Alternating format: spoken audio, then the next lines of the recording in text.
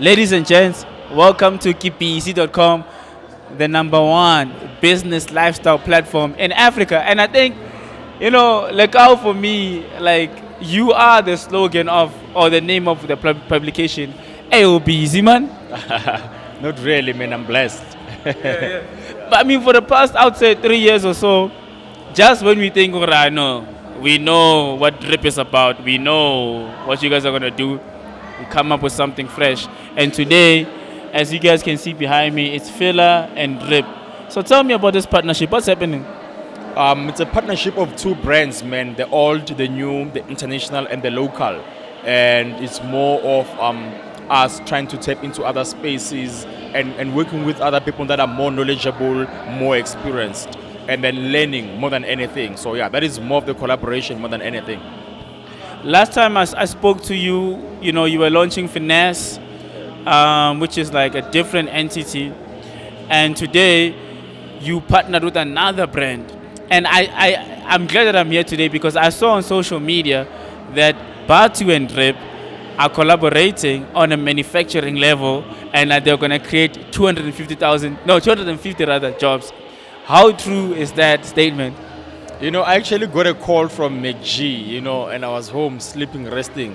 And he asked me that, and I was like, I don't know anything about that, And my brother Theo and I, we talk a lot about a lot of things. But I've never had a conversation with him about that. But that is a very good thing that would actually create jobs and bring manufacturing into the country because you know that it's actually bad right now in terms of manufacturing in my line of work. So yeah, but I don't know anything about that. So it's not true. Yeah, but so that thing that was put out is false, basically. It's like I don't know anything about it, Yeah. Okay, cool. So going back to the partnership with FILA and why we are here, and I was telling Lara earlier on that I used to draw, the FILA logo because I'm a creative on my school desk in high school. Yeah. And I used to obviously it was one of those brands that we used to not look up to, but we used to adore. Yeah. How does it feel, man, like to have you being from Tembisa, a township kid, and now your brand is in bed with FILA? I just want to know, how does that make you feel? Shout out to Ivory Park, man. People from my hood are going to mess with you if you say I'm from Tembisa, but shout out to Tembisa, shout out to Ivory Park. Yeah. So, it makes me feel so good, man, to know that you don't build to get to a place where we're going to be stagnant. So there's actually, people who are like, okay, cool, here's Drip, is here, and then what's next, And then this is what's next. And then after here, they'll be like, okay, cool, what's next? We obviously have other plans to actually move the brand from where it is today to the next level, to being global. I obviously cannot say much, but we always have goals within the business so that we're not just stagnant and just bring products that are boring or just spending money at clubs and all those sort of places. We are here saying we want to collaborate with other people, we want to grow, we want to learn, and then take the business to the next level. You always make people talk. When you went on a rollout and you had billboards every corner of Gauteng, because that's where I saw it. Yeah. People are like, yeah. So many billboards. What was your reaction to that when people are questioning like, Marijo, also like I got that much money? So can you just break it down for us so that we can understand? The problem that I have, I also mentioned to McG when they mentioned that there are investors that came into my business, and it breaks my heart because, sometimes you get to have cash flow problems. And when some people see a black person doing something that is so good, they think that he doesn't either deserve it or there's actually someone behind it because it's not good enough. So mean that we are not good enough to actually do or be intelligent or to actually build something that is so phenomenal. I cracked deals throughout my 3 years of Drip. Those billboards cost over 15 million rands a month. So there's no one who can fund you to just put billboards out there.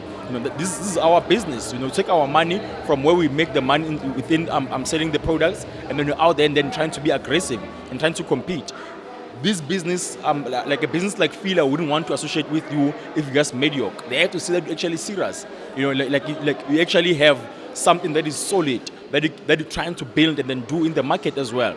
So that is the investment that I made from my own pocket to actually fund the dream so that I can attract other people, and it's working.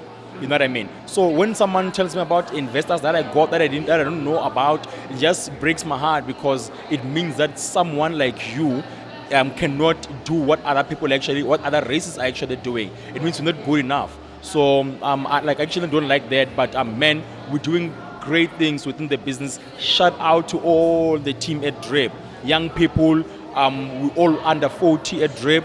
And mostly I'm actually the oldest at 34. So shout out to all those kids that I just got. Most of them don't even have matric, but they're skilled, who actually are think tanks, but actually are moving the brand to the next level. That's amazing. And, shout out to you for just having the spirit to keep on going. Second last question. You're getting into apparel now with FILA. You're not just saying, okay, guys, I'm a sneaker guy. You're moving into other things. So what's the vision with that? Look, Drip is a brand that has a heritage of sneakers. Our heritage is sneakers. That is where we actually excel the most. That is how we started. And with FILA, we introduced a different side of Drip, where we collaborated in design for the whole year. And then we say, okay, cool, this is what we actually can offer to the public.